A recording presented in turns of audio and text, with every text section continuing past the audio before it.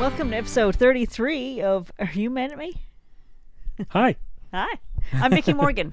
I'm Josh Morgan. Wrestling with my microphone here. Welcome. This is what happens when we move everything during the week and then we have to reset up the studio. What do we move stuff for?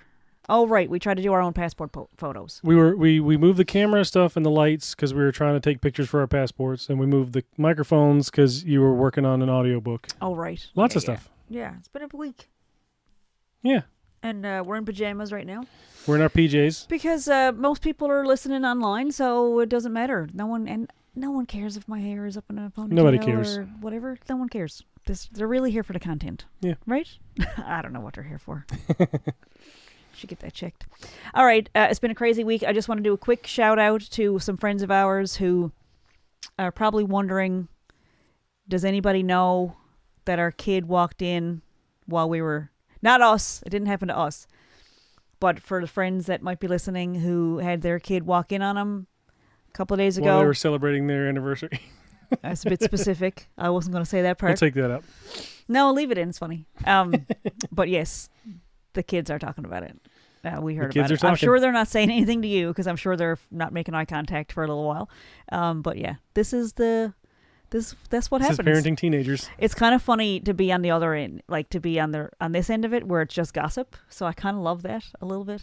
Like I love it a lot, actually. It's really funny because I'm sure they're mortified. And I'm sure they're going around all day today going, maybe he didn't see anything, but he saw it all. He told his friends about it. We heard about it. So yeah, way to go. Was that in extras with Patrick Stewart was doing the movie, talking about the movie idea about a guy that could make anything happen, and he was like, he could make women's clothes fall off, and then they'd be struggling to put their clothes back on, but it was too late because he'd already seen everything. Yeah, that was a good line. I like that. We're very excited about podcasting this week. We've been watching Maron. So if you don't know, Mark Maron just announced that this is his last year for the WTF podcast, and he's been doing it for 16 years. We're very sad about that. I mean, I've never actually listened to his podcast. I listened to a couple, and it was like long. People that I really liked, and it was very, very long form. It was like, sometimes we've done a couple long episodes where it's like 2.5 hours or something, but his are like, I think they're generally like 4 hours long. No, they're not. It's crazy long. That's not real. That's not a real thing. Nobody talks for 4 hours. I feel like they are, because it's him talking for a long time, and then he does an interview for a long time, and then it's a lot. And yet I feel like Joe Rogan's the same way. He does long podcasts. I have watched Joe Rogan. Only so before everybody goes clicking their pause button or their unsubscribe button. It was the episodes. Well, that's not true. I watched 2 that Nate did, and I feel like maybe a Tom Segura one. But I watched it. I did watch a full episode of Your Mother's House with Tom Segura and Christina P. when Nate was on. So I'm seeing a trend there. I will listen to long form podcasts if Nate Bargatze's on it. So that's a little marketing tip. If you want people to listen, you should have Nate Bargatze on. Which, by the way, I'm going to say, I do want to start a little vision board. I want to put it up here. It was suggested by ChatGPT that I have a little segment on the podcast. ChatGPT and Oprah. Nope. ChatGPT didn't come up with the idea of a vision board. I'm just saying, like, ChatGPT wasn't the vision board. They didn't invent vision boards. Yeah. Neither did Oprah. And also, we're a little mad at Oprah because apparently she went to... Who's mad at her? Rosie is mad at her because she went to a wedding or something. She's with the hyper elite now. Anyway, whatever. My point is this. We should do a vision board with, maybe you could, like, you're a graphic designer. So you could, like, maybe you could, in this space right here, or maybe you could help us manifest having Nate as a guest. He's got a new movie coming out. It's called The Breadwinner. Pretty exciting. That's true. I can't wait to see it. Apparently it's coming out in theaters. I'm not sure if it's going to come out in Canadian theaters, so we might have to go to the U.S. I think it will. Just to see it. So I'm going to go wherever it's coming out. I just want to say that we've been watching. You just said we've been watching Maron. Yes. And where this is our second time watching the show, and it's like we don't even remember. It's been so long. We watched it probably 5, 7, 10 years ago. It was a long time ago. So anyway, we're watching it again, and the first time we watched it, we had no idea who Nate Bargatze was because it was a long time ago. And then so we're watching it, and then like Nate Bargatze is one of his guests on the podcast, and you like jumped out of your skin. It was crazy because it was 4 a.m. and it was like minding our own business. Watching Maron. Oh, he's so dark, and we love podcasting. And boom, right. And funny thing, it's a bit off color. Mark Maron's TV show. Did he do it on Netflix? Where was it? It wasn't on Netflix. I don't know where it was originally. Anyway, it's a really great show, and I know how it ends. I know the very last episode, but I don't remember any of the stuff, and I was shocked. And it was back in his early days, and so Nate Bargatze credits Mark Maron with like one of the big bursts in his career. Like Mark's heard him somewhere and like tweeted about him or something like that. So I don't know where the timeline is with him actually being on Mark's show, but I'm calling him Mark like I know him, but I don't know. I do know he spells his name with a C. So there you go. We're like basically. It was a pretty funny. Well, we're all podcasters. Josh did make a little. What do you call it? Not a GIF. What is it when it's just an audio clip? Oh, you mean from that episode? What do you call that clip thing? I don't know. I just recorded it. But what's it called when you do if it's a ringtone or whatever? What do you call it? Like a little audio. I took the video and everything. I just got the whole thing. Okay. Josh tried to. Oh, you're talking about to make a ringtone. Yeah, Josh made me a ringtone. It's just an audio file. It's just out of. So Nate and Mark are talking on the show, and Nate goes, "Yeah, radio's dying," which it is. And he says, "Yeah, the new wave is us." And Mark's like, "What do you mean?" And Nate goes, "Podcasters." And it was way, way back before Nate Land ever. At that point, I think Mark there might have been a podcast along the way where. And anyway, it's very funny. Go find it if you can. Yeah. I don't know where you can even find it. We get it on our Plex server. That I don't know if we're allowed to be on there, but anyway, I commented on Mark's Instagram the other day. And I said, hey, I'm rewatching Maron. And I kind of expected that I might get a direct message, a DM, as the young people call it. I thought I might get a DM asking me, how the hell did you find that? That happened to me one time. Not with Mark Maron, but we were living in the U.S. and we couldn't watch Republic of Doyle.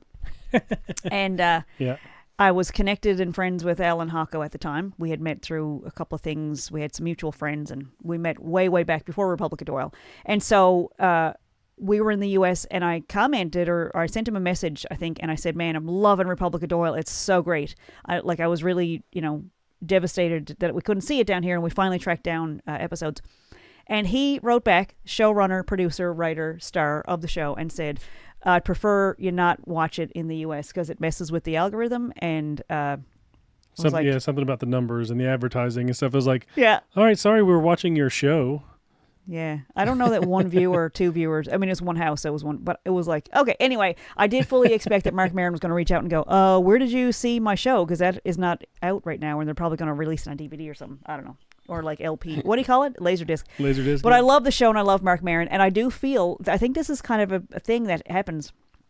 People feel like they're big fans of your show after never having watched an episode. Like we have at least a few people who have said, loving the show.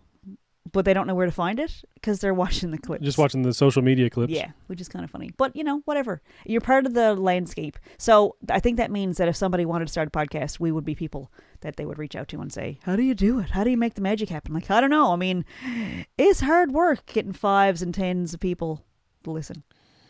And close to a dozen sometimes. Thank you to everybody that's listened.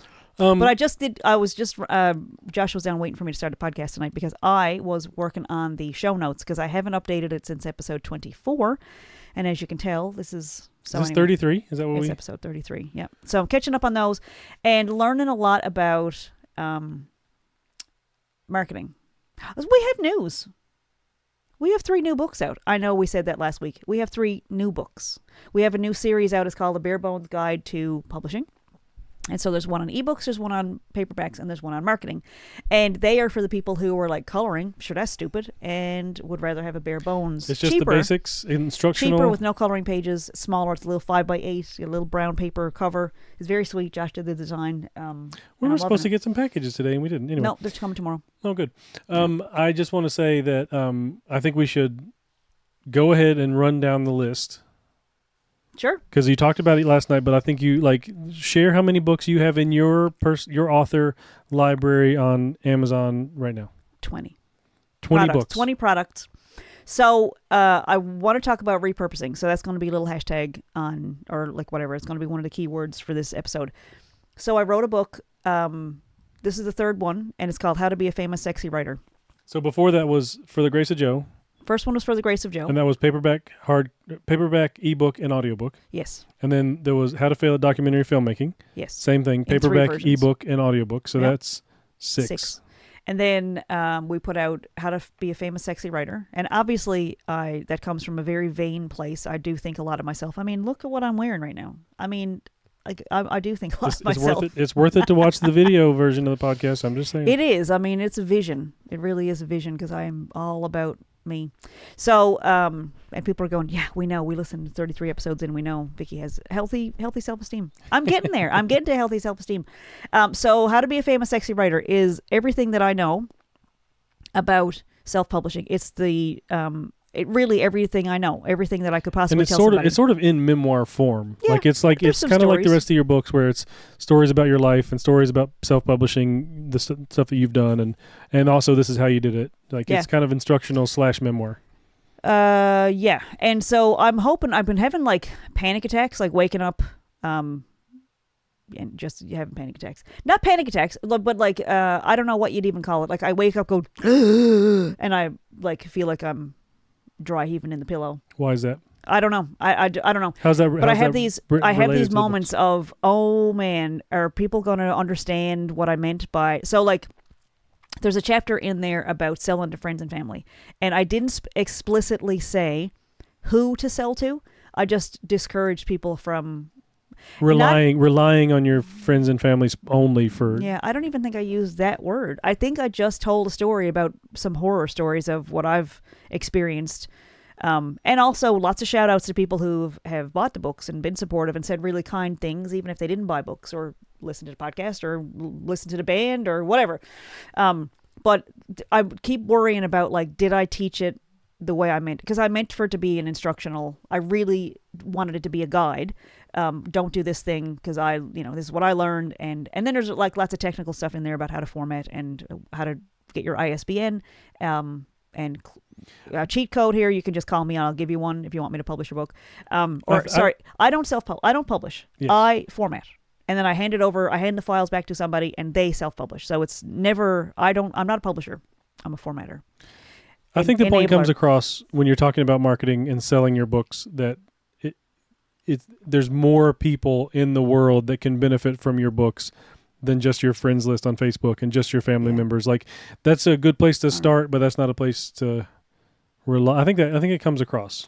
Well, that's what I've been having work. That's what the waking up in the middle of the night thoughts are. Is is it clear that that you can survive bad reviews and don't need to worry about it, and that there's, you can survive a friend or a family member saying whatever about your, you can, but so I've been worried about that. I know the technical stuff is in there and it answers all the questions, but for some of the more touchy-feely stuff, and someone sent me a review, and said it's part instructional, part psychoanalysis. That's fair. Sure. Yeah. I mean, it's a memoir. Of me, maybe. Maybe a review of my life. But I mean, that's how I write. And so, anyway, so you're, to go back to your question, so there's How to Be a Famous Sexy Writer. That's out in ebook and paperback. And I started on the audiobook, but I'm having some trouble getting out of the gate with that. I did the first 2 or 3 chapters, and then I just haven't find time to sit down with it. But I do like having the audiobook version. And the idea that we were working on was that we would do some companion videos to go along with it, so that somebody could people learn in different ways, and so having videos to go along with, this is what your screen should look like, this is what it looks like when you go to KDP, here's the messages you're going to get, because some people need visuals and other people are happy to just follow along line by line. I need visuals, but I'm having trouble.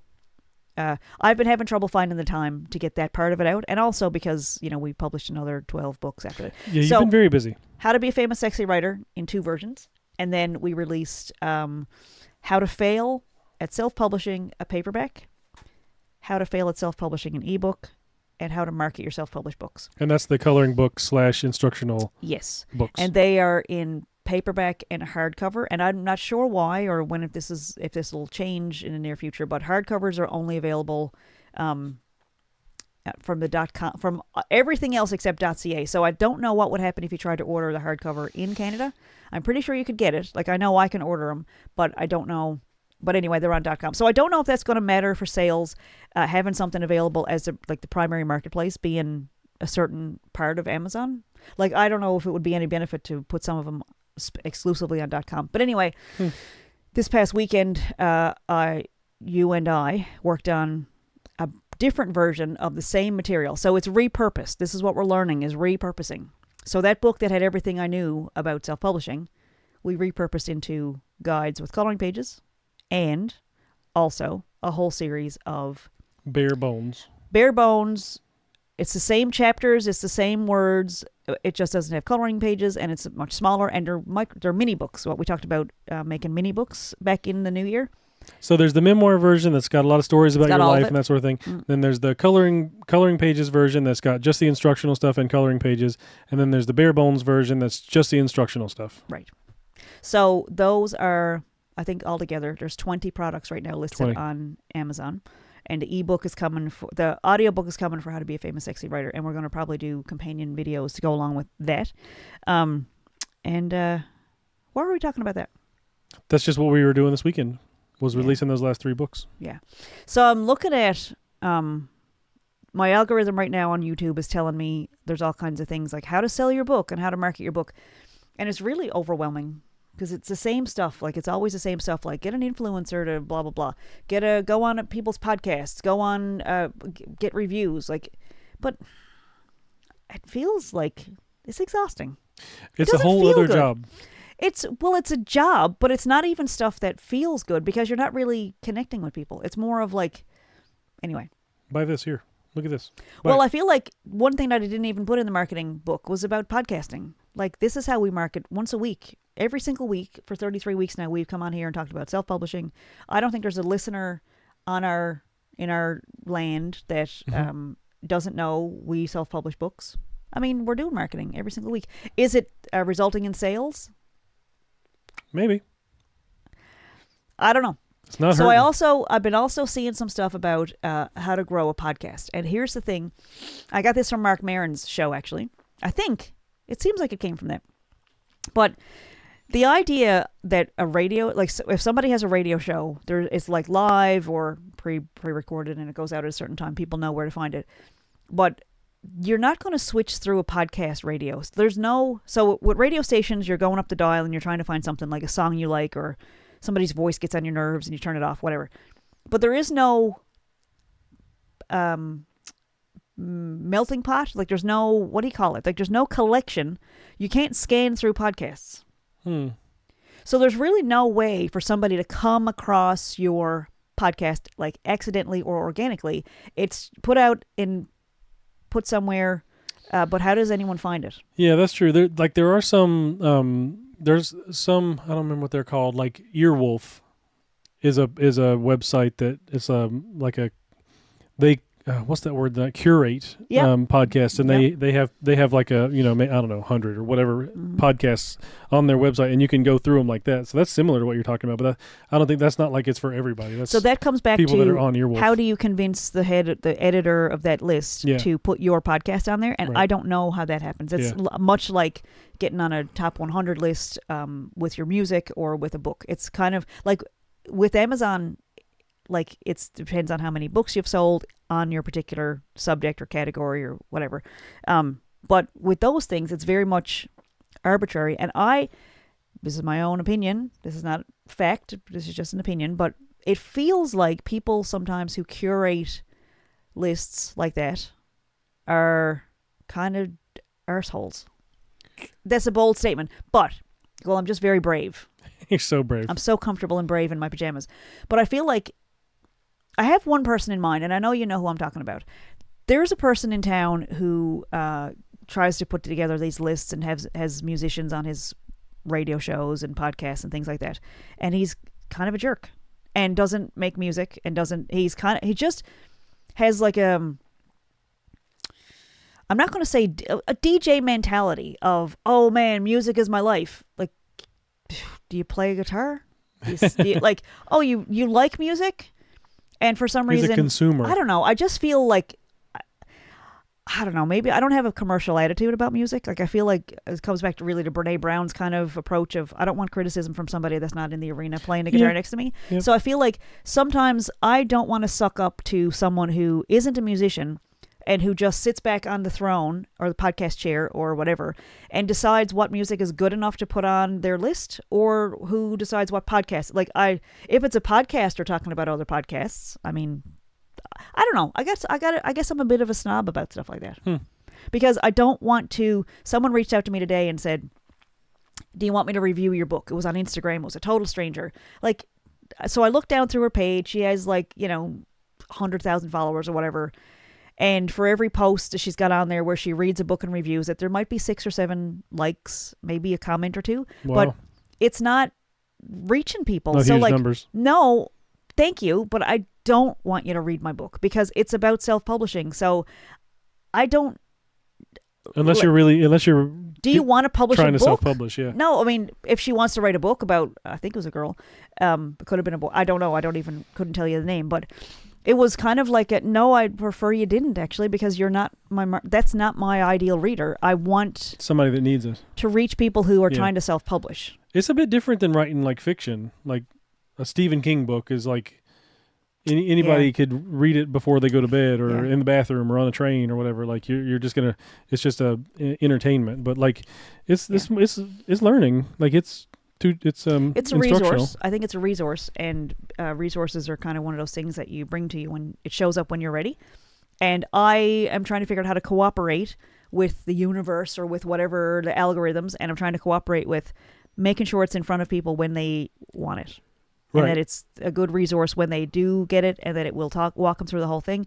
I mean, if somebody followed through, they could have a book published in a month, as long as the manuscript's ready. But I'm not a writing coach either. Like, I have zero interest in like, if you're a writer, you know it. And it's publishing.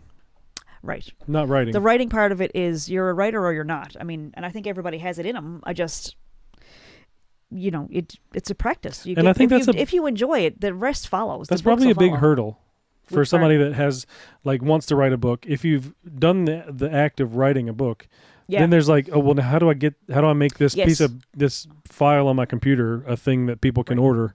Right. And I think that's kind of where I want to meet people, is the people who listened to the inspiration, wrote the book, and are ready for next steps, or just are getting towards the end of a book and are trying to figure out what would be next, and if they're going to send query letters to publishers. And I've really been hard on publishers about they don't accept a lot of manuscripts and they don't do a lot of marketing and stuff. But there's a whole lot of people making a whole living. We were in the bookstore at the mall today. There's a whole lot of books in there, a lot, more than on this shelf. And this isn't even a real bookshelf. What? I know. Magic of television. I keep thinking I'm going to read some of these books. And have you read all these books? You're so smart. I guess not. But there's a lot of books. It's a big industry, and so there obviously is marketing going on. And I don't know how they do it. There's obviously publishing companies that keep in touch with all these bookstores, and there's people making a bunch of money off it because they still make it. Like magazines. Did you know there's still magazines? Yeah, we've been looking at some magazine sections in different stores. And you know how expensive they are now? It's crazy. Yeah, it's a lot. Yeah. Like the idea of writing an article for a magazine, I mean, it probably pays a lot now. I don't know. I haven't even tried in a long time, but maybe that's if you want to make a living writing, magazines are still out there. I don't know how you get to them. I have no idea if it's all done by ChatGPT now. I have no idea, but there are publishers, and there's people. Obviously, they do marketing, and there's lots of different things that people are writing about, and yeah. Anyway, so it's been a busy couple weeks because you've been pumping out this a lot repurposing my content. Yeah. Yep. So 20 books altogether on your. If you go to Amazon and search for Vicki Morgan, you've got an author page and it shows all your products. Yeah. Yes. Hello, maybe. Just for anybody who's watching at home, I'm just trying to get her rear end. Maybe wants to be on top of us. Sit down. Lay down. Hey, maybe. So yeah, it's been a busy little while, and so I'm trying to figure out things like ways to put. So she likes to lay right on top of Sparky, and he sometimes will let her, and sometimes he won't. He's not a huge fan. Sometimes he it gets kind of annoyed by the little puppy.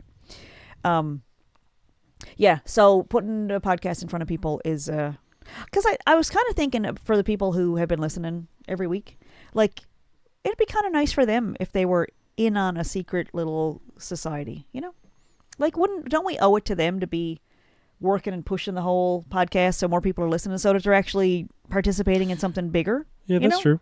I think it'd be kind of nice to be able to say, hey, yeah, I love that podcast. I think it'd be nice for everybody else.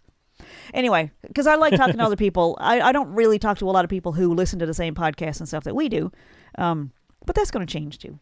I think we're getting into that realm of podcasting and comedians. I really like comedian podcasts, and that we got in an Uber today, and some dude had NPR on, and I was like, bleh, no thanks, no interest. Sorry, it was NPR or CBC? CBC, I think, yeah. Ugh. It was talk radio. I talk about that in my second book, where I almost did a radio documentary.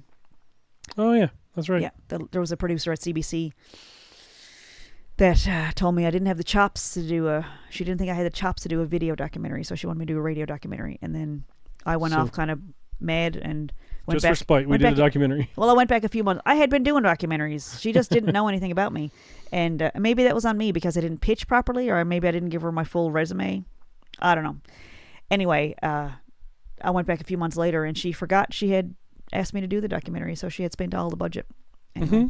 Anyway, so today that was a funny story today, because we've been working on getting our passport stuff together, getting everything renewed, and there's a lot of photos that have to be taken. So for the past couple of weeks, we've been trying to figure out like how to get our passport renewal photos done. And Canadian passports have one set of rules for their photos. American passports have another set of rules for their photos. Yep. We've got all of them, and I got a PR card I've got to renew, and a permanent resident card for here in Canada. That's got a different set of rules for the photos. So we did this, like we figured, you can go to a drugstore or a photo studio and pay. We did the Facebook thing where we asked for recommendations first. Yeah, and we thought it would be like just doing Google. $10 a picture, and it was like, even the drugstore was $30 a piece. So between all four of us, and I had to get an extra thing, it was like $150 just for the pictures, and we haven't even applied for the renewals yet. That's just the Canadian ones. Yeah, they do a whole other round for the American passports because we're dual citizens. Yeah. Yeah, it was a lot. So people gave us a whole bunch of recommendations. Some people suggested places that don't do pictures at all, and it was just because few people suggested some American companies, which is finger on the pulse. Thanks for that.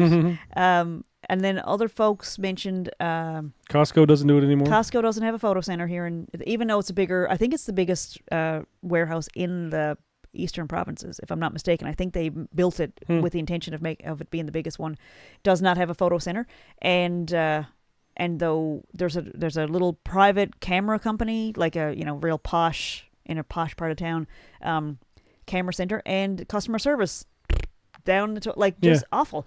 Like, that was a terrible noise. You should bleep that out. But I've heard this from people who come to Newfoundland from away, and the customer service level sometimes is not great. And like contractors, if you call and try to get a quote from folks, they don't call you back. There's kind of like a confidence that you'll call back. You need us more than we need you. Yeah. So the really posh place was a little vague. They were like, it's like $100 for 3. Little like brushy offy kind of thing. Yeah. And so anyway, we were going to go because we wanted to go to the place and I didn't want to have them returned. So there was a lot of mixed reviews on like some drugstores, and apparently Walmart does it, but we tried to go into Walmart the other day and we couldn't get somebody to answer a question on the floor, let alone find a camera and take a proper passport photo. The photo center is constantly shut down. The kiosks. Yeah. So anyway, I didn't have a lot of confidence, and because it's such a project now to get places, I didn't want to go all the way over there. So I wanted to make sure it was going to be stuff that wasn't going to be rejected by the passport agencies, and also there'd be a person there to do it that knew what they were doing. And so we were going down a list of sorting through the not great options. So I did like a deep dive on Reddit because I thought, like, why can't I just take the pictures here? We've got a professional camera, we got all the gear, we've got backdrops, lighting, everything. And the Canadian rules are, it says specifically on there several times, must be done by a commercial photo studio. I'm like, I've been paid to take pictures before. Like, it makes you professional. How am I not a commercial studio? So I was looking online about, like, has anybody ever done this in Canada? Have you ever, like, what makes it a commercial studio? Like, what are my options here? And just randomly in the middle of all this conversation, somebody said, CAA does free and or cheap passport photos. It's like AAA in the US, but CAA here. And So I looked it up, and we've been CAA members for years, and so it was like less than $10 per photo. So we ended up going over to CAA today and just getting photos for everybody, and it was like half price for so much more than anyway, it was good. But they are also, in case you're listening and you're here locally, they are now in the mall. They're not over by Walmart. So we don't have a car. If you've been listening to this from the beginning, we don't have a car right now. So we got an Uber over to the part of town where we thought CAA was, where CAA has always been, and I've always thought, like, why is there an office? They're just a place you call when you need a tow. But I've always seen it there, and it's like I know exactly where it is. So we got the Uber over there, and the guy was super nice. We got over there, and he's like, so where is it? And I'm like, it's right there in that building where there's no sign and an empty office. I was like, what the hell? Where is this? Like, so I looked it up, and it's like, oh, we moved to the mall 3 days ago. So they just opened up like right down the road from our house. So I told the Uber driver, like, can I just rebook you? And he's like, yeah, just put in another one and I'll grab it. So he drove us down to the mall and we got it taken care of. But they were super nice. They were so helpful. And anyway, we're not sponsored by CAA or anything, but not at all. But they were so nice, and they gave me a teddy bear. Carl apparently is with their two A's, mascot. CAARL. They gave us some swag. We're not allowed to show it on the podcast until the 8th of August. Not sponsored by CAA again, but they gave us some stuff that they had for the Canada Summer Games that are happening here in Newfoundland. So we saw some stuff in the office, and they were like, "Do you want some?" And we were like, "Yep." Yeah, and, all the swag. But we're not allowed. And I said we were going to talk about this on the podcast and talk about the travel, because the passports are the first step to traveling across Canada and down through the United States. And getting photos is the first step to getting our passports renewed, because they're all expired. Yeah. So we had a friend visit us the other day, Michelle Jones. She's a beautiful artist. She's absolutely amazing. So had a real nice chat with Michelle the other day.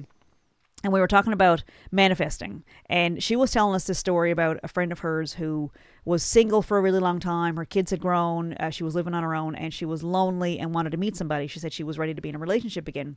And Michelle, like ourselves, does a whole lot of work on manifesting, law of attraction stuff. And she said to her friend, you know what you need to do. If you want a partner, you got to start moving your car over to the side of the driveway so he has room for his car.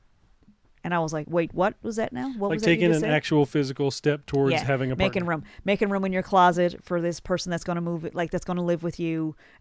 Making room in the cupboards for where this stuff's going to. Anyway, it was a real cute little idea, and it kind of sparked like, if we're going to get that RV and travel, or maybe a nice Dodge Ram, maybe a nice pearl blue with some black matte, what do you call it? Like the the accents on the truck.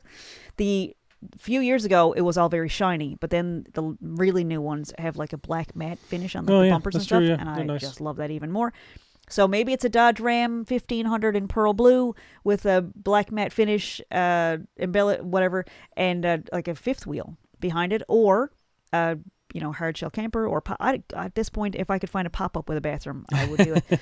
But the first step is we're only going to get as far as the border without our passports. So that was one step towards it. Like, okay, so at least now if the offers, when the offers come in to go do gigs at Zany's in Nashville, we'll have our passports on the way. That's right. So it's a step. It was a one little tiny step. And so I got that idea from Michelle, who talked about if you want something, make room for it. Like assume it's going to happen and make room for it. So I think I want to start making curtains for the RV, and I'm going to start stocking up on towels, because we're going to need house towels and RV towels. We're going to need real cozy pajamas, because we're going to be in really hot places, which means we're going to have air conditioning on, which means I'm going to be a little colder than normal. So I'm going to need some flannel pajamas to go out on the road. And so little things like that, like extra frying pans, like maybe an extra air fryer, maybe some stuff for the barbecue, some hammocks, like some extra hammock. I bought hammocks 2 years ago. Yeah. With the intention that we would have them for our travels, and it was just like, oh, that's never going to happen. But can you hang it? You think you can hang a hammock in an RV while you're driving, like to lay in? Because I know, like when I was in the Air Force, that was something that the crew chiefs would do in the C-130s. They'd have a hammock hanging up in the back of the plane, and instead of sitting on the jump seats that are super uncomfortable, like hard nylon kind of canvas stuff, they just lay in the hammocks in the back of the plane and swing with it and stuff. It was pretty nice. I love when you tell me stories with the military. It's like a different world. One of the questions in my application to renew my permanent resident card was about it was like, have you left the country in the last 5 years? Ugh. And it wasn't like you can't leave. It was just like, tell us if you have.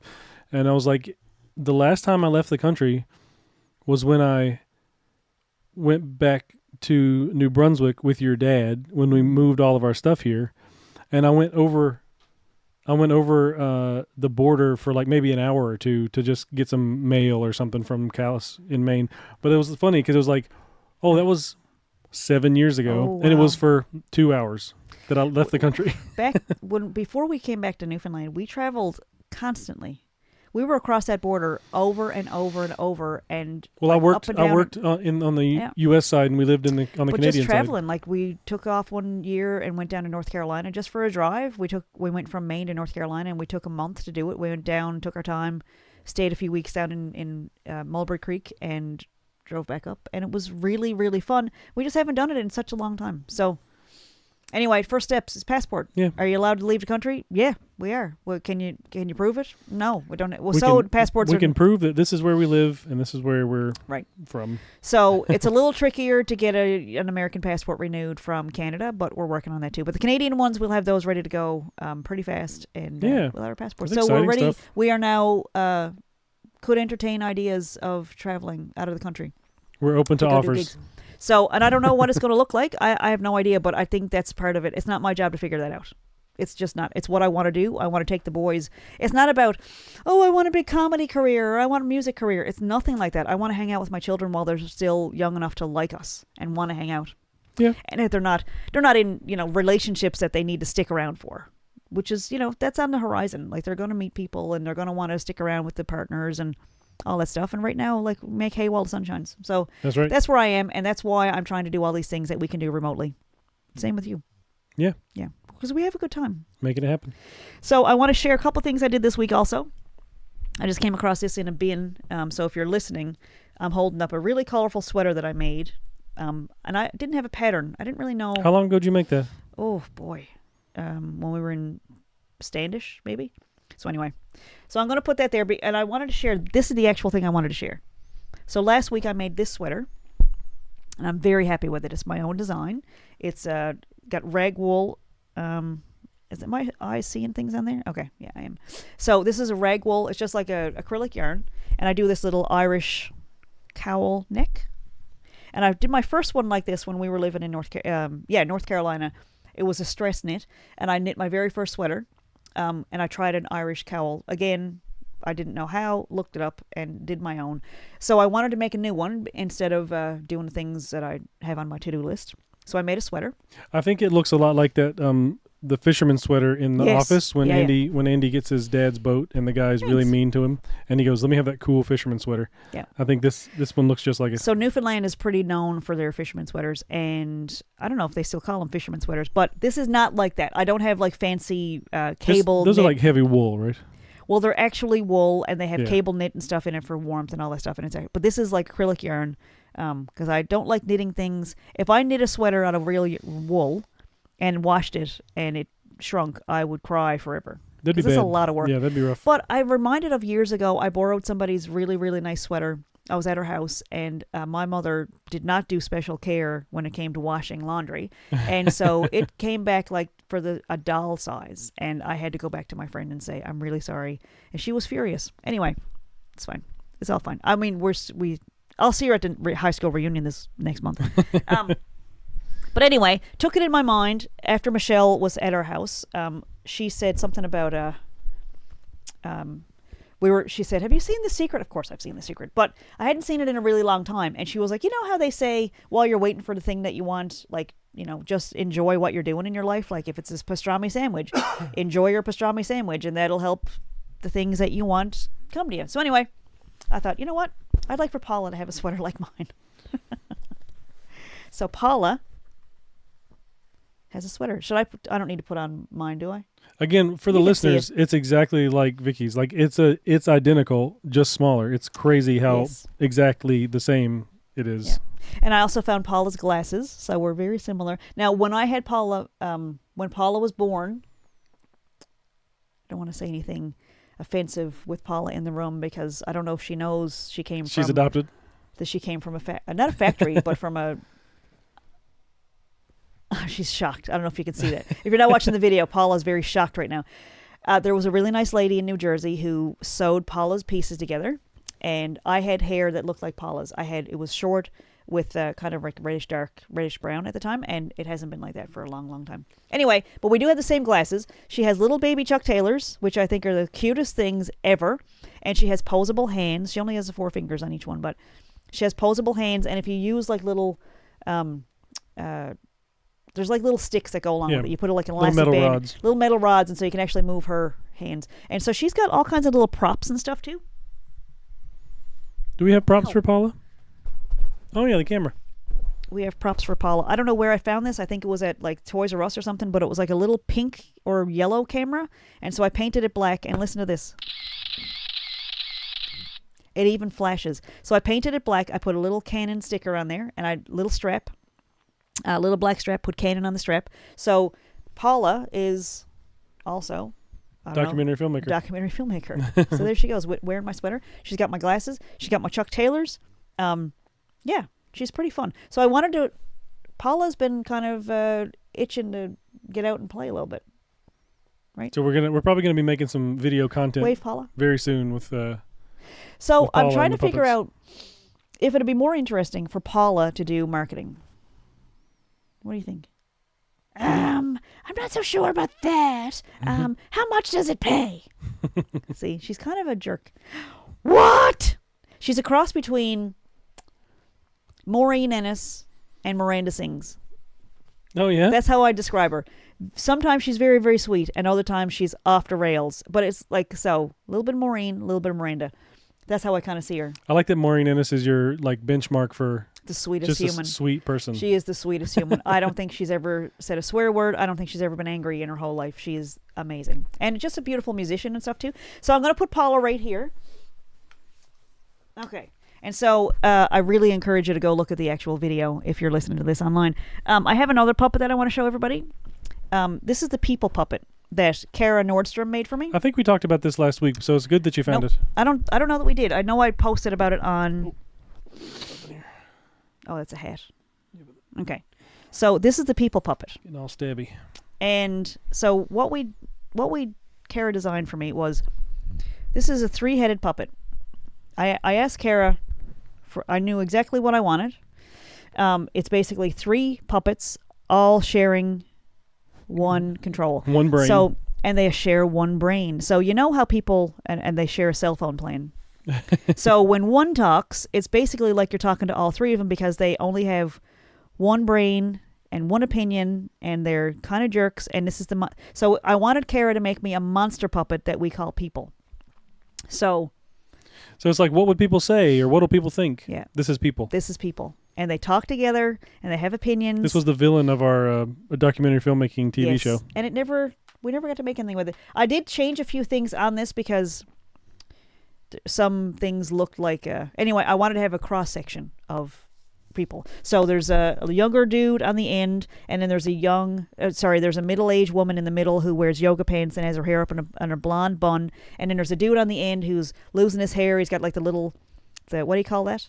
Male pattern baldness. Yep. And a giant mustache and a lot of facial hair, and so they all talk together. So I'm not sure what the people puppet is going to do for us, but they have also wanted to come out and play. Chuck Taylors, but they're little sockets. Did you ever see the Holy Grail, the Monty Python Holy Grail? No, on purpose. There was the knights who say knee. There were these knights in the woods, and they were really tall. Okay. No, sorry, scratch that. There was a 3-headed knight. That's what I'm trying to think of. There was a 3-headed knight, and they just would they were really mean, but they would argue with each other. They'd get in fights with each other. It's like the heads were turning and fighting with each other. Anyway. Okay, so these heads can't turn and look at each other. But they all have, you can work either one of the heads. So we were trying to figure out, and we never got to that stage of production, we were trying to figure out how to do voices for each individual one, and if it was possible to create an environment where you could tell which one was talking, but all their mouths were moving. So I was hoping that it was a gimmick that would kind of be clear. That like maybe the young dude on the end is the one talking, but all their mouths are talking, and anyway, it was a little bit like it would need some explanation. And anyway, this was in the same bag that Paula was in. I knit some it's a knit doll. Yeah. And we use this in the TV show too for reading through a story. We called it the doll script. It was basically my journey with Alan Doyle, or whoever that character was. I think I called him Alan in the book. Not Alan Doyle. So essentially, How to Fail at Documentary Filmmaking is the journey of me trying to get Alan Doyle to be in a show with me. It didn't start off that way, but it was over and over and over and over. It was during the pandemic. We were trying to make a show, and I couldn't figure out what I was going to do for the show, because they just gave me this big pile of money and was like, here, make a show about your life as a documentary filmmaker and make it funny and educational. And they didn't actually say that out loud. I was supposed to read their minds. And so I would have an idea and I'd go, oh, I'm going to ask Alan about that. And anyway, I kept going back over and over and over again. And then his manager would invariably say, no. And I would be flat on my back in bed, couldn't think straight, like, oh, okay, I'm devastated. Because again, it was during the pandemic also. So it was pretty crazy times. So anyway, that story was recreated through dolls that... on stage at the LSPU Hall in front of an audience. I mean, what was I thinking? During the pandemic, I was just playing around with patterns and stuff to figure out, like, just to keep my hands busy. And so I made these little knit dolls. And then one day, when the doll story came up, it wasn't called a doll story, it was a script. And someone had given us a Homer Simpson doll that had a leather jacket on it for some reason. It says vinyl eyes? Yeah. That's fun. Yeah. And so the jacket fit. So I made our family in dolls. So there was a Josh and a Peter and a Henry. I think that's what it was. And I still hadn't gotten around to making me, because I had puppet versions of me. So I made the puppets. I made the dolls. And someone had given us this little doll figurine of Homer Simpson that was wearing a leather jacket. And the leather jacket fit the doll. And when I put that jacket on the little doll that was meant to be Henry, it looked exactly like Alan Doyle. So that's just serendipity. So anyway, we did do the doll script in front of an audience at the LSPU Hall. And I don't know why that got turned down. I mean, I think that was just comedy gold. Hilarious. So I'm also wondering I'm kind of thinking about repurposing, because I'm at an age where, I mean, I don't know how much more stuff I'm going to be making, but I wonder. I don't know how much time I got left. I don't know. We should start saying that more. I really don't know if the stuff that I have made had more potential than I gave it credit for, because I thought that was a really funny show. And so I had fun with it, like with making it with you. Yeah. And when the books, now that we got the books kind of out of the way, because I've had this like nagging feeling of like, if you know how to self-publish, you should tell people how to self-publish. And it's been like, well, okay, well, I'll do workshops. And people didn't sign up for the workshops. And people.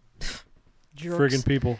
I'm pointing at the people puppet when I say that. So in case you're listening, I don't mean you. I mean people. Anyway. People. People in quotations. Lowercase people. What is that? Uppercase people? Uppercase people.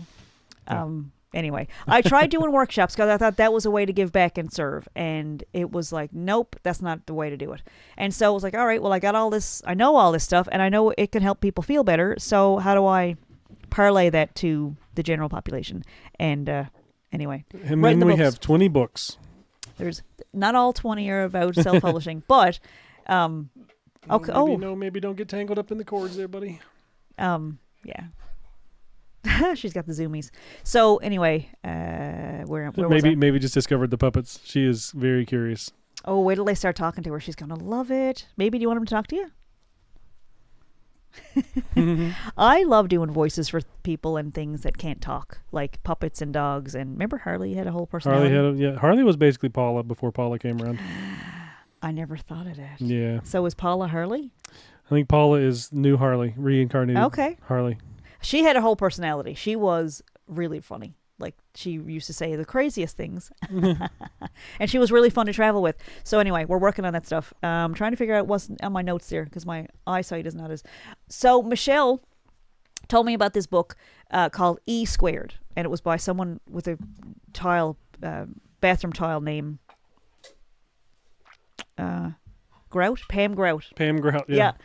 So she wrote this book called E Squared, and apparently she's got another one out now called E Cubed, E with a little 3. So I started reading it. There was a little assignment to try this, to try it out, to try putting an idea out into the energy field. And I don't know if I'm stepping into voodoo or something. I don't know. But it was like, you know what? I'll try it. That stuff can only help. I don't think there's any way for that stuff like that to hurt you. So the first little chapter is to try this little experiment where you say to the universe, okay, I would like to have I would like to receive an unexpected gift from the universe that was not reasonably that I wouldn't have normally received. Something out of the ordinary. Yeah, and you're supposed to write it all down and give it the universe 48 hours to say, all right, what do you got? And I'm underwhelmed to report that that's up in about another hour and a half. I don't think... So there's still time, is what you're saying. There's still time, but haven't been overwhelmed with any sort of like, and it's very early in the morning right now, so very late. Do you want to share what the thing was that you were hoping for? Or? You're not supposed to say. Don't share. Like, okay. No, it's not. You're not supposed to ask for anything specific. It's supposed to be. Oh. You're asking the universe for a just gift for something out, or some kind of sign that, and I mean, it could be. We went to. It could be that you found passport pictures. That was pretty good. For less than $10 a piece. Yeah. It could be that the lady, after she gave us a whole bunch of stuff, ran out of the room and said, "I got you a Carl teddy bear." But it's like, okay, all right. Where's your teddy bear? You didn't even bring it down. I brought Paula and people, and we'll bring it down next week. Yes. So anyway, there's a couple of hours left to that deadline, and I don't know. Did it happen? And I mean, it's probably, I bet you the first line in the next chapter is, I bet it was underwhelming, wasn't it? You expected a Dodge Ram Pearl. Wait, you had to wait 48 hours to read the next part? You're supposed to put a deadline. Well, I mean, I think so. I didn't want to read it. So here's the thing. Because the next one is called a Volkswagen Jetta chapter. And we used to have one of those. We used to have one of those. Mm-hmm. It was diesel. So, so I didn't want to read ahead because I want to trust the process. Because I'm really like... Can I say something? Can I speak? That sounds like I don't let I didn't you mean talk. to. No, I didn't mean to be. Are you a 60-year-old woman at a meeting? Can I speak? Can I finish my sentence? No, Are you mad at me? I didn't mean it like that. Oh, good. I just mean like I have an observation. What if something like that is more about just changing your perspective on how you see things? I definitely have that. Because if stuff is happening that's out of the ordinary and you're not paying attention to it, it's like you don't even see stuff just happening. But if it's like, oh, that's a new thing, or gratitude and appreciation. And maybe I'll have a new report next week. But my attitude, at least today, has been really. That's what I'm supposed to be so excited about. Like I'm supposed to believe that I can create my own environment. Oh, cool! I had enough milk for my cereal. No, Great. See, our life is already pretty charmed. I think things work out for us. Yeah. I mean, not in. But it has, you know. I mean, they don't, but you know what I'm going to say. I think we make the best of whatever happens, but it works out. I mean, I gotta say, we're all healthy. We're all together. Mm-hmm. We get to spend every day together. So I mean, maybe that's all one person can ask for. Maybe that's plenty, right?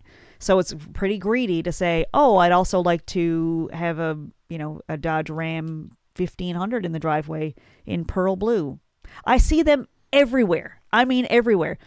I love those trucks so much. I don't know why. There's just always been this little spark in me. Like, ooh, they're like when I see a couple of crows. Not one, because one is bad luck. Two is a good sign. So when I see one, I'm frantically searching the skies for another crow. I found out the other day that our neighbor feeds the crows and the blue jays in the backyard, and sometimes the crows bring back treats. How serendipitous that we'd move in next to somebody. Do you remember Sinawata? Mm-hmm. The lady that lived downstairs from us when we lived in Portland. She's in your new book, How to Be a Famous Sexy Writer. Yeah. We were looking at an apartment. We were living...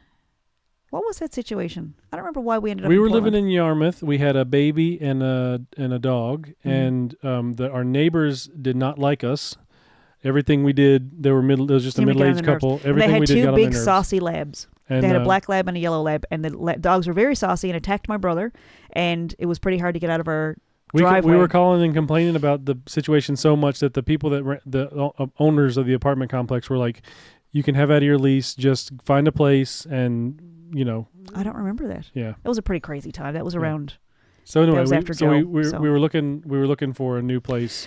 So we're out looking at a place in Portland, and we pull up to this house, and this lady comes across the lawn, and she's so excited to see us. I was pregnant at the time.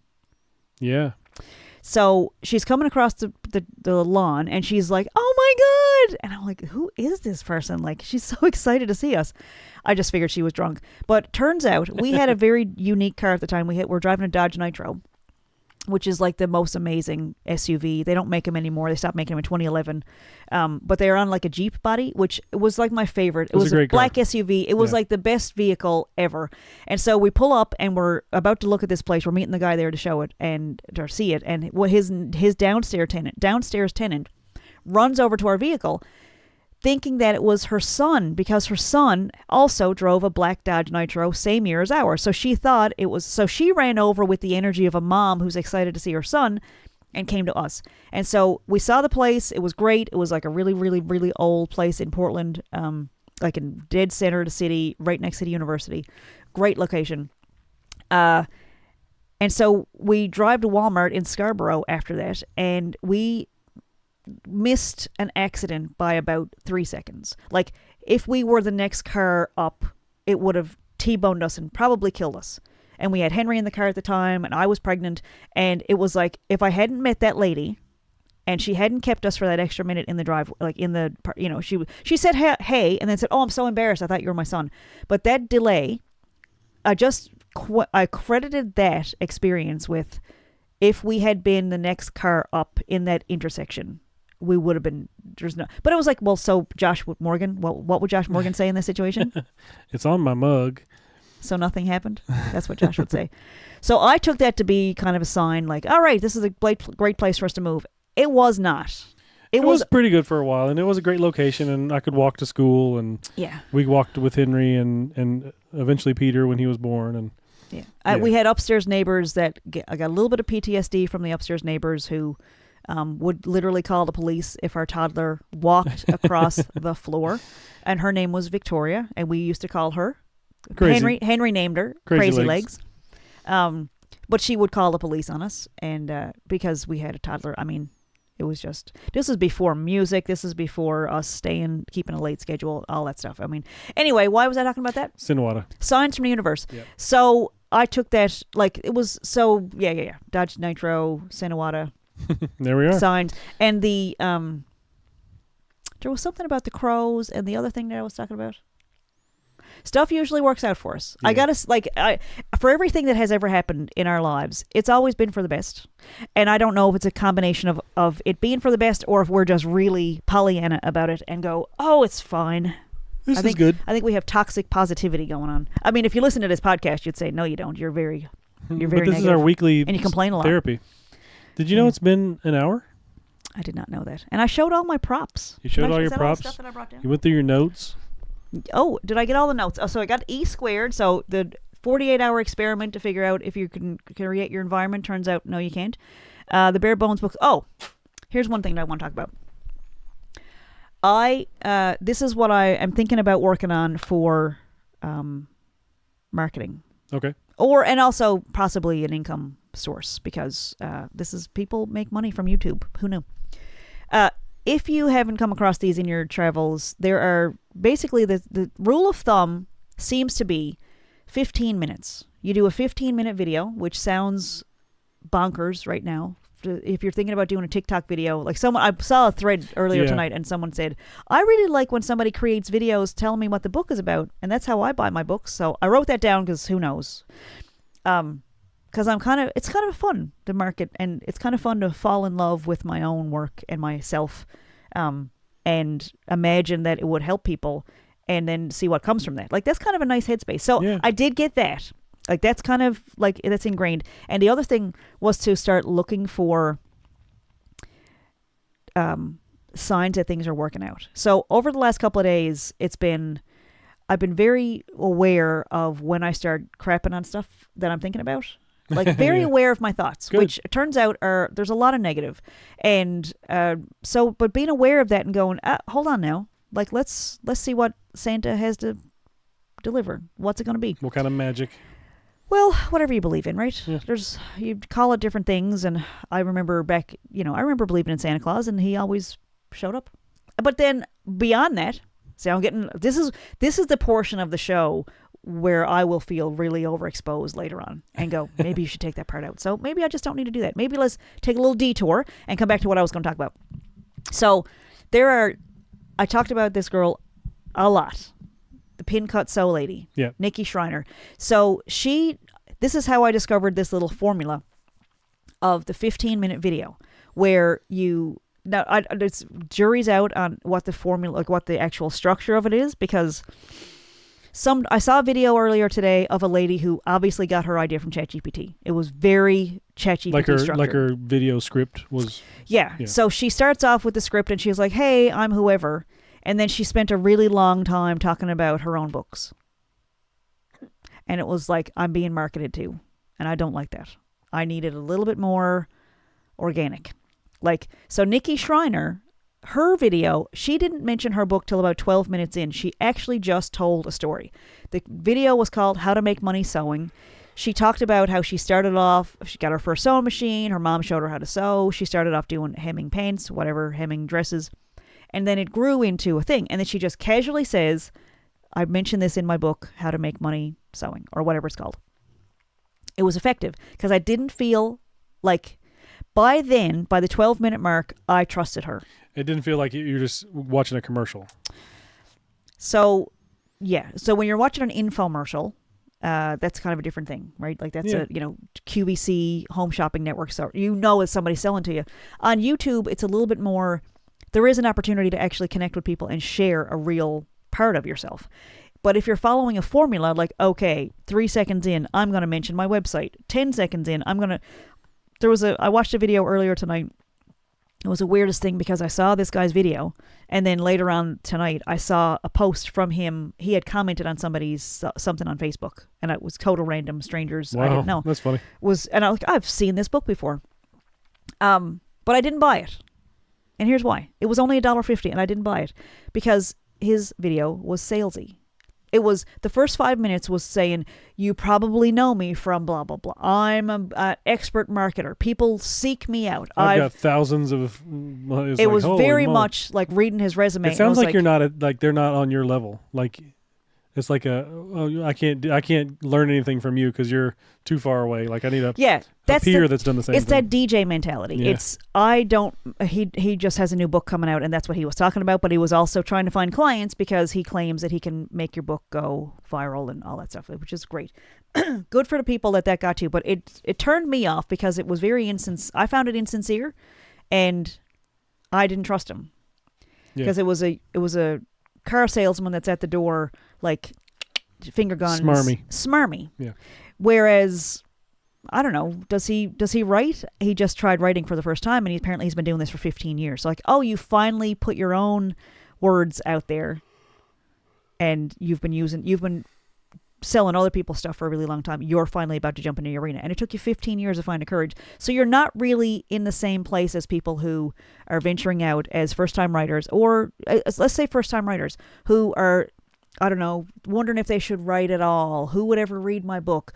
What kind of an impact could I ever possibly have? Like, that's my people, because I know how that feels. Feel, felt, found. So I'm trying to figure out, if I were to do some videos like that, how I would structure it, because I do want to script it. I don't want to go off the cuff. Like, I would really like to have, know where it's going, but to purposely make sure that I'm not just hawking books. Because for the video, if they don't buy a book at the end of the video, I don't care. But if they feel empowered to finish their book and publish it, there's lots of tutorials online. There's step-by-step tutorials everywhere. I don't care if they buy my book. I had an idea just as you were saying that. Okay. So there's a benefit to talking off the cuff like we do here on the podcast. That's called a podcast. We're just talking. Yeah. And then there's a benefit to having... I don't mean to be condescending. No, I know. But there's a benefit to having a script where you have something to follow and you stay on track and you have a purpose, right? Mm. So what if you did a combination of those things and you what if you recorded yourself talking for 15 minutes or whatever and say all the things that you want to say and then put that into ChatGPT or rewrite that yourself into a script of, I didn't want to say this, so I'll take that out, or I want to focus more on this, I'll talk a little bit more about that, or, you know what I mean? Like, talk off the cuff, but put the script in. Then revise it. Yeah. You know what I mean? Revise it to make yourself a script. There is a scientific formula to sales, and the thing about radio and podcasting is the reason we do this, and I think we've been very transparent, is people get to know us on here, and they trust us, and then when they think about having a memorial video done for someone who's about to die, or someone passes away. They want a legacy video done, whatever. Or a wedding slideshow, which I'm doing right now for somebody. Yep. The funny thing is, so you might not believe in this woo-woo law of attraction stuff, but the really funny thing is, we're not getting calls from listeners. We're getting calls from people who don't know about the podcast. So that tells me that when you open that door, when you hang your shingle out and say, I'm a lawyer, I'm ready for cases, or I'm a publisher, I'm ready for books, or I'm a formatter, ready for manuscripts, or a musician ready for gigs, or a comedian ready to go to Zanies in Nashville. They built an extra, there's 2 Zanies now in Nashville. Yeah. So there's double the opportunity, and you can go down to like an open mic or whatever. So when you say, I'm ready to do this thing, the path lights up. The universe works in mysterious ways. Whatever you believe in. When you get your passport pictures taken. I remember how it came full circle. It did come full circle. Do you remember when we bought the PA system? Yeah. Do you remember the conversation we had in Long and McQuaid? That we didn't need a PA. Do you remember asking me why would we buy a PA? And what did we say? What was the response when I bought Paula? When I ordered Paula from the lady in New Jersey, what was the conversation? Do you remember? Well, I think it felt good, and if we get it, stuff will happen to need it. Like, it was a good feeling to buy it because it was cool and we liked it. And if we have this thing, Paula or the PA or whatever, opportunities will come around where we'll need a PA or we'll be able to use a puppet. Opportunities can come. It's I don't know how it works energetically or anything else. I just know when you make room, when you move your car over to the other side of the driveway to make room for somebody else to pull in, we should move our car.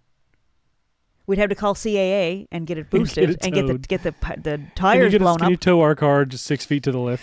Well, it won't start right now, and because we can't get into it because the beep beep beeps, what are they called? The fobs. The key fob. Batteries are dead, so we can't actually get in the car to turn it on to move it. And even if we could, the battery's dead. And even if we could do that, the tires are flat. So CAA has already done this for us, and it's been a while, so they don't know that we haven't been driving it. Yeah. They will come over, blow up the tires, open up the car for us, and start it for us. So why am I talking about that? We need to move the car. Like, we need to make room for the things that we want. So if we're saying...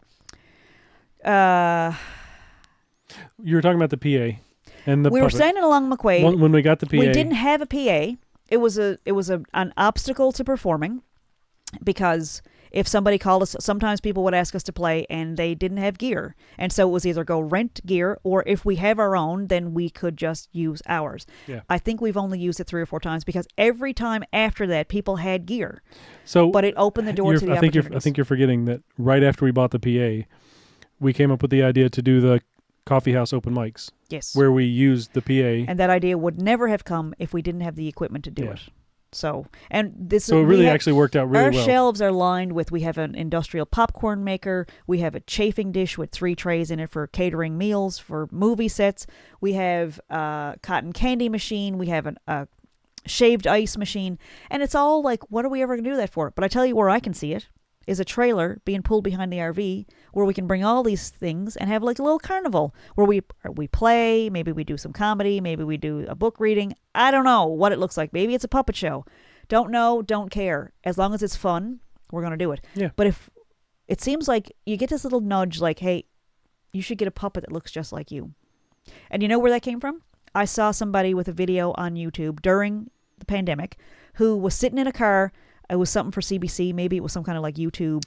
I think they were in LA. I think I don't know what you're talking about, but it was like in Canada. It was a couple of girls that did a show, a short form sitcom. Yeah, they were in California. So I remember the scene where she's sitting in the car and she's talking to herself in the passenger seat, and it was a puppet version. And I said, I have got to have a Muppet of myself. Yeah. I loved it. So it's not an original idea. I'm not like, it's just I would like that. It was inspiration. Yeah. And then Paula, we made a show with Paula. It got rejected. I went to bed for 2 years, got up and wrote a book. And now it's like, maybe it wasn't such a bad idea for a show. I really think that we should share some of the other puppet stuff we did online, like on our social media, because they were pretty funny. Some of the stuff that we specifically got the show rejected. I think should be shared on. Well, it was like so...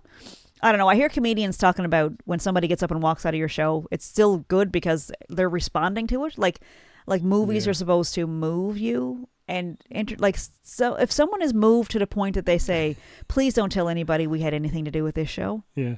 Yes. They definitely didn't forget it. I bet if you asked them about it now, they'd be like, oh, yeah, I remember that show. Yeah. It was a really fun. I thought it was a good idea for a show. It was fun. It felt good. And what really threw me was when we did the book launch and we played a 12-minute version of the 60-minute show we made. People laughed at all the parts I thought were funny when I wrote them. Yep. It really landed well. It was the same. It was the same in the live part that we did during the show at the LSPU hall. People responded perfectly. So I think it was just the wrong audience. That's all. So how do you find the right audience and where do you put it? So this is the next big brave move is I did post it on YouTube. I don't know what channel. I've got like 10 different channels on YouTube. It's out there somewhere. But it didn't land. But I put it on TikTok. And the first video I posted on TikTok was, look, I had made this show for a broadcaster. They hated it. They offered me money to never show it to anybody, and I'd like to share it on here. And so that had tens of thousands of views. And there was a few saucy remarks on there, like, we could have done without this. It sounds like you took the money and you're still sharing it. That's a breach of contract. Like, do you work there? And I didn't take the money. But I did share it, and there was a whole lot of engagement, and a couple people said it was like watching Mr. Dress Up on an ether binge.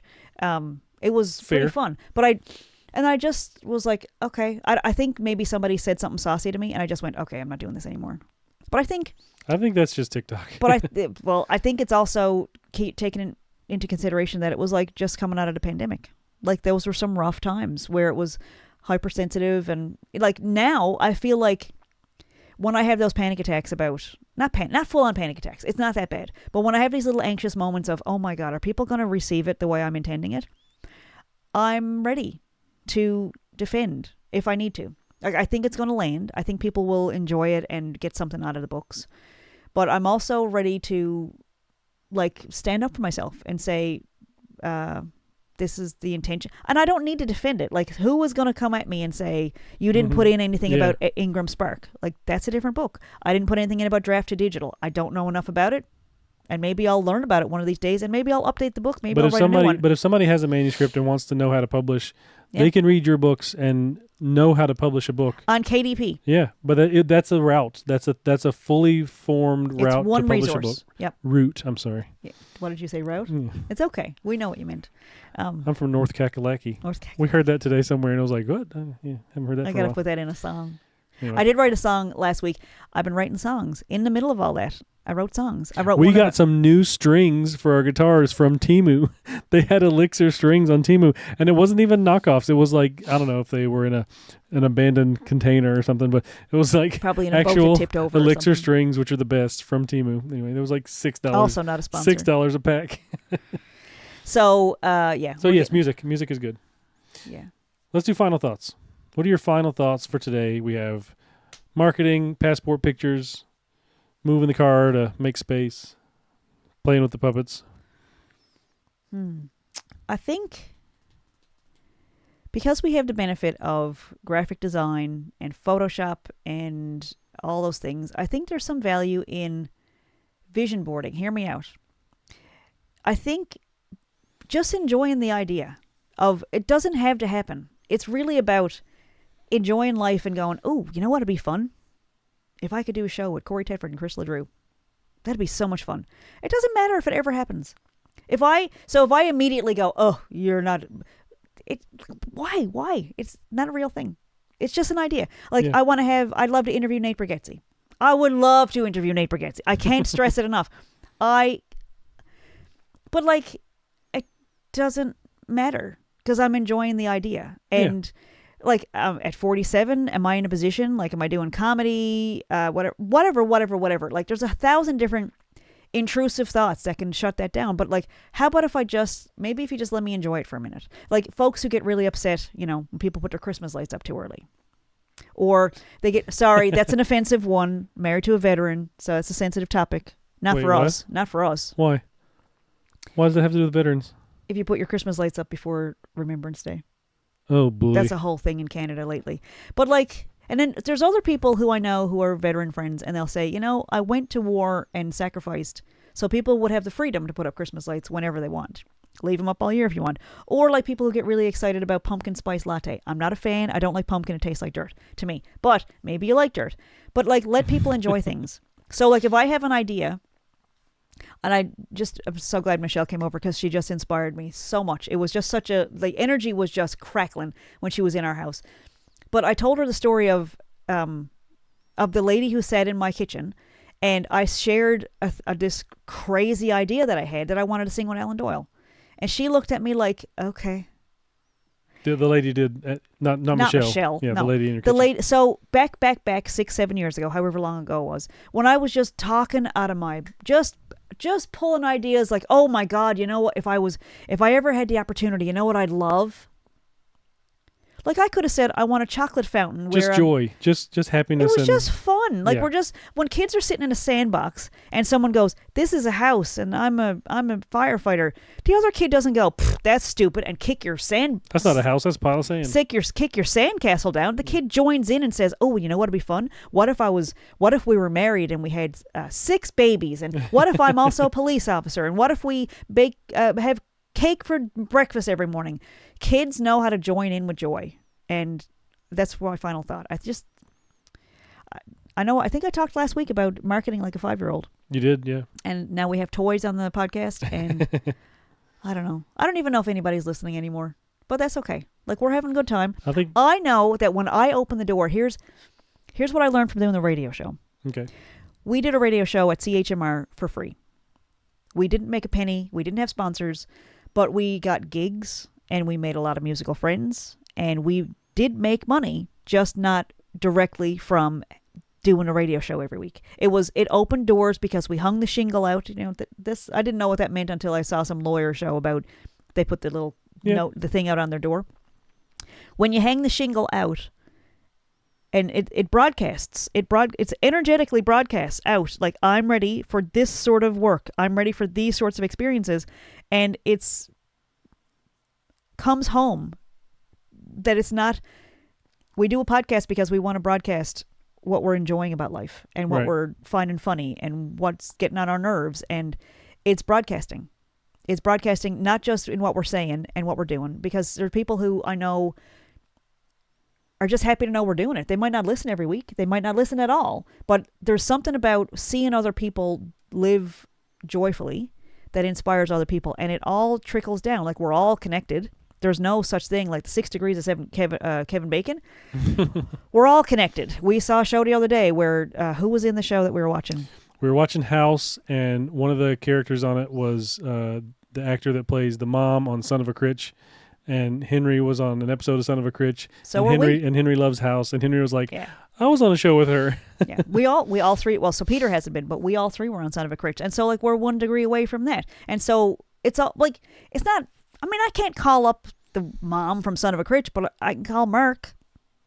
Like, because we live in the same place, and we got a story from the second book with Mark and Sean Majumder. Like, we're all connected. And that's not to say that it needs to be here in this province. Like, let's look at, like, the review that my good friend Hannah left on my book on the 4th of July. Hannah, I love you so much. I love you so much. Thank you. I'm like, it was a very nice to review. Be called funny and a good writer is just amazing. Hannah's in Nashville, Tennessee. That's not down the road. That's like, it was 16 hours to get to North Carolina, and then you got to go across the mountains. So we're talking like a good 23 hours to go to this person who, by the magic of the internet, we found each other. Like, that's the, like, I don't know. I just think that there's something really cosmic. Like, the fact that I'm married to somebody from North Kittuck, what is it? Kakalaki. Whatever. So wrong. How could you even be that wrong? Oh, my goodness. I'm married to somebody from North Carolina. I mean, living on this little rock. I think I'd been out of Newfoundland maybe 6 or 7 times when we met. Most of them to Halifax.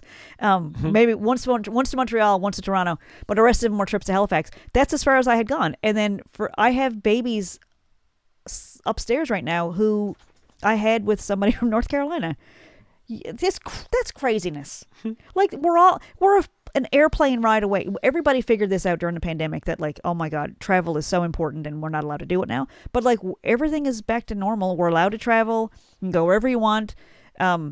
everywhere is basically safe. Like, you can really watch the news and go, oh, I'm not going to that place right now. Like, come on. Nothing has changed. Listen to the Avett brothers.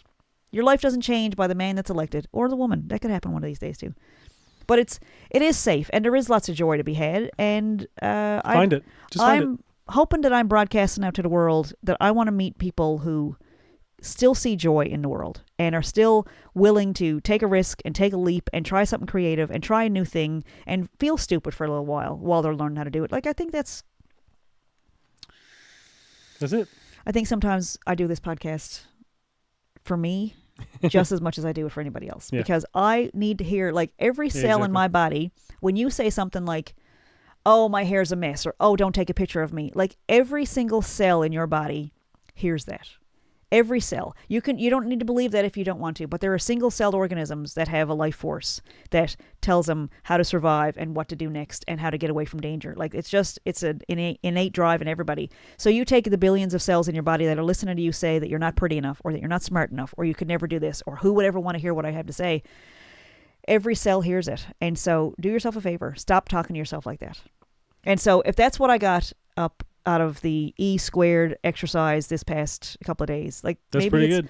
That's a big deal. Yeah. It's not anything tangible. One woman in the book got a leather purse. Somebody else got $1 per hour raise. I didn't get anything like that. I did get a teddy bear, and I got some clarity of mind where I'm figuring out who I am. That's good. And that's a good thing. Would not be here without writing. I write every day. And you might you might hear that and go, I can't write every day. Who's got that kind of time? Okay.